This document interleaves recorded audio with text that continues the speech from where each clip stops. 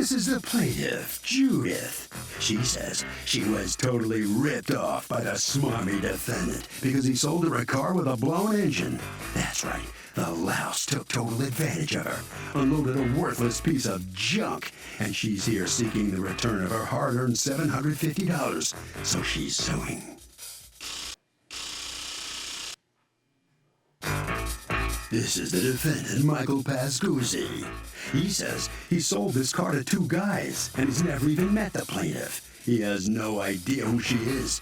He thinks the two guys who bought the car used his information when they scammed her, and he's sorry, but he knows nothing about any of this. He's accused of unloading a lemon.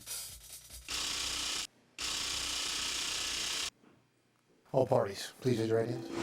Welcome back to the People's Court. Next case of the docket. The plaintiff says the defendant sold her a car with a bum engine, but the defendant says he didn't even sell the car to her. He has no idea who she even is. It's the case of, and you would be.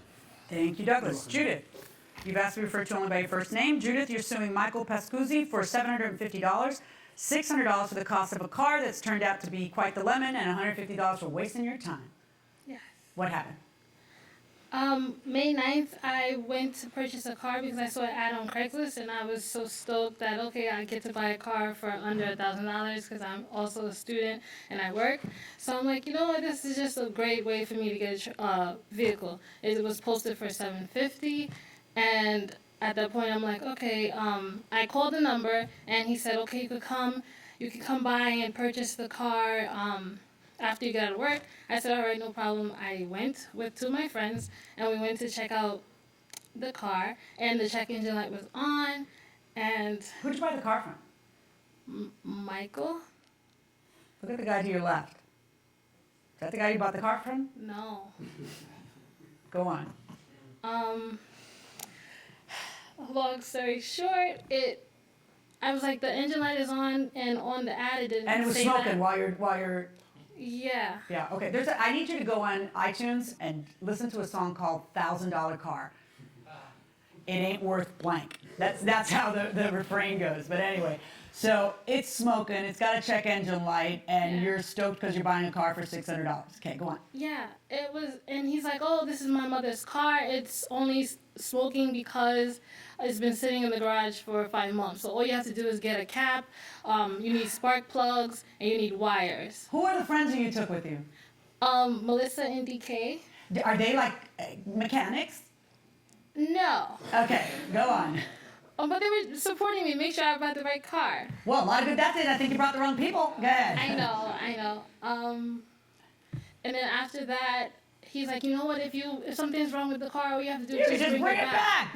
You could just bring it back because Michael Pascuzzi stands behind his word, right? Yeah. That's what Michael Pascuzzi said. Yeah. Here's the problem, though. Did you sell her a car? No, I did not. This is Michael Pascuzzi.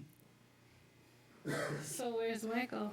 You buy a car for $600. Do you have any expectation that the car is going to work? You know, I just hope the wheels turn, you know? Well, the wheels turn. What about the engine working? Yeah, I mean, I feel like it would be the decent thing to do to make sure that the engine works. Sure, for $600 going inside the courtroom. Was it one guy or two guys? One. Okay. Did you sell this car? Yes, I did. When did you sell this car? April 30th, And what did you sell this car for? $250. So essentially for parts. So you sell it, and how did you sell it? I put an ad on Craigslist. And then somebody immediately answers on April 30th, and it's two guys. Two gentlemen came, yes. Okay, well, I don't know if I'm calling them gentlemen Well. right now. But two men come to your house, and the two men give you $250, and you do what with the title? I signed it over to them. Well, you signed it over to them, or you just signed it? Well, I probably just signed it. That's right. And that's what a lot of people do, and you should never do that. But you do that, and now, what day did you buy the car? I purchased the car May 9th. So a week later, the car that they purchased from you for $250, they sell to her for $600. Only they say they're you, because you didn't write the buyer in the title, and you don't protect yourself when you do that.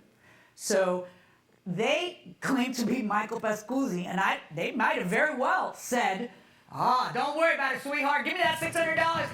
Anything goes wrong, we'll give you a 100% warranty guarantee. Where did you buy the car? Did you go to where they live? I went exactly where the picture, I guess. Where? Was it at home? Outside of a building? Did you ever ask for ID from the people selling you the car? No.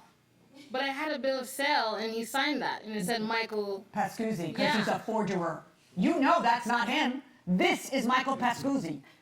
In fact, when you filed your claim, you included the phone number of these two clowns because that's the number you had for them. Yeah. My staff called them because he was adamant. I don't know what you're talking about. I never sold this lady a car. He was like, so I was dying to see when you walked in if he was a liar or if there were a couple of fraudsters out there. And so, but what my staff did was call the number, and there was a guy who answered, and my staff was talking to them about the car they sold. What do you mean? What do you mean? And the other one in the back was like, hang up, you don't know who you're talking to. Boom. And yeah. So you've been had, but you have not been had by him. You're gonna have to find these two guys, and you're going to have to litigate against them. Now, before you go through a lot of effort, let me just tell you something. An as-is sale is an as-is sale. But a warranted sale is not. But the bottom line, Judith, is that you have absolutely no recourse against the real Michael Pascuzzi.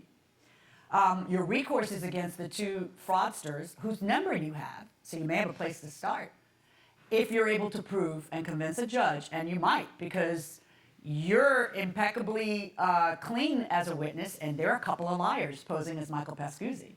In fact, you should get the real Michael Pascuzzi's phone number and call him as a witness, because he'll probably be able to identify the guys he sold it to, and say, "Wait, I sold it to them, and they posed as me." He's on your team.